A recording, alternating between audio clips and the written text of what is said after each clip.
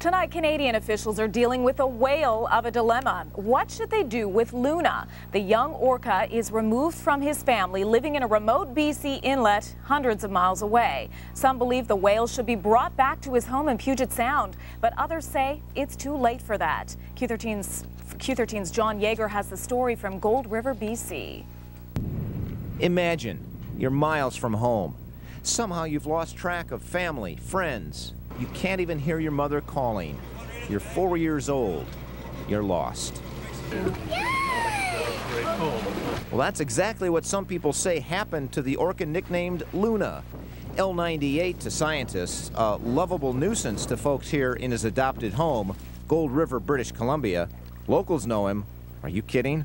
If you're not bending over and petting him or doing what you want, he kind of comes around your boat and flips water up. He's like a typical 3-year-old child. One time he went around the back of this boat and just splashed all the way around. I'm standing in the back, soaking wet, and then he swam away.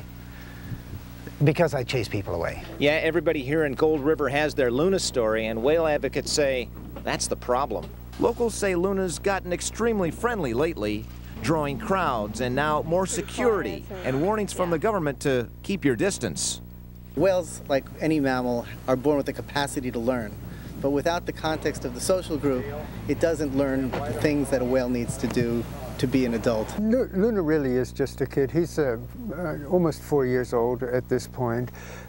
He's healthy so far as one can tell from a physical point of view, but he's a social creature and he's desperately lonely, I think. So his problem is that he's seeking company through humans. And just look how curious he gets with a dog. This isn't natural, this isn't right. It's upsetting. The problem is that Luna belongs with his family. Not so fast, say Canadian officials here in Vancouver, who are ultimately responsible for what happens with Luna. They say a plan to repatriate the whale with its family in the San Juan Islands does not come without its problems. We're very concerned that if Luna was brought down into the area, down San Juan's or off Victoria, that he has more opportunity to interact with people and boats, which will become even more of a danger for him and the public.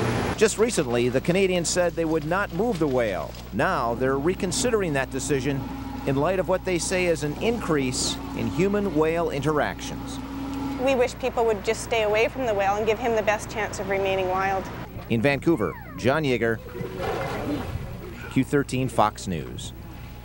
So how did Luna stray so far? Even the experts don't know for sure, but a steady food supply and all the attention is keeping him happy in BC waters for now. If you're wondering why all the fuss over this one wandering orca, we've got the answer, and much more than the future of Luna is at stake. One small whale, one big fuss. When Q13 Fox News continues, the secret of why this one orca is so important and why whale advocates are fighting so hard to get him moved back to our waters. First, Canadian officials say they should know in about a week what's in store for Luna, the young orca whale from the San Juans living alone off Vancouver Island. Whale advocates say it's important to understand what's at stake if Luna's future is not secured. Q13 Fox's John Yeager reports from BC. So what's the big deal over one little orca whale? He looks healthy. He sure isn't shy. Luna, at this point, has been in Nootka Sound for over 2 years. His behavior is getting progressively more fixated on boats. And people. The Canadian government, responsible for the whale's health, worries that people are getting too close too often. So round-the-clock security is in place. Boats interacting with Luna, please cruise by the area as quickly as possible. This is M3, over. Why all the fuss? Well, consider the numbers. The Center for Whale Research says only 3 males in Luna's family are old enough to reproduce. We have Luna here, who's the 4th. We need him down with his family. The number of orcas in J, K, and L pods, the southern community in the San Juans this time of year, is down by 20% since 1995. The northern residents number more than 200.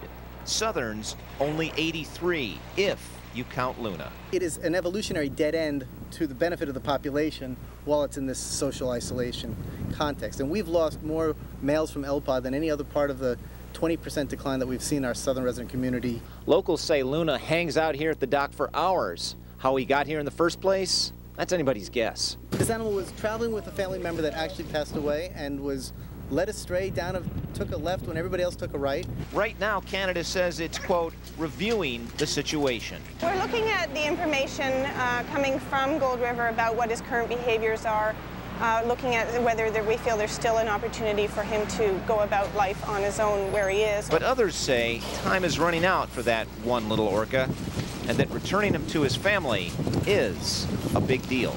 And it all comes down to the diminishing numbers here. We've got 83 whales left here. This is our totem species, and it's disappearing. It's going extinct.